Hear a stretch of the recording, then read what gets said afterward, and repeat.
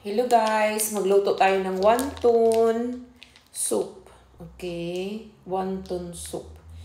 Gagawa tayo ng dumpling, pork and shrimp dumpling. Tapos gawin natin ng wonton soup. Ito yung wrapper natin. Ready na po pang dinner. Ayan. Ang gagawin nyo lang ay yung pork na mincemeat. Tapos bili kayo ng shrimps, yung maliliit na wala na siyang skin. So, isabay nyo dito sa pork. Chop-chop nyo lang. Chop.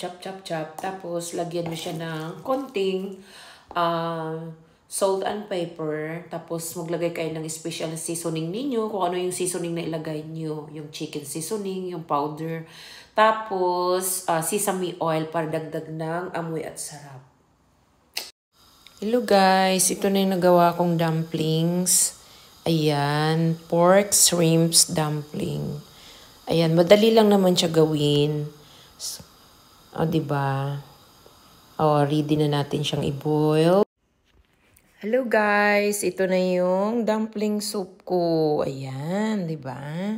O, dim sum na ang labas. Ayan, sarap. O, ready na. Kainan na.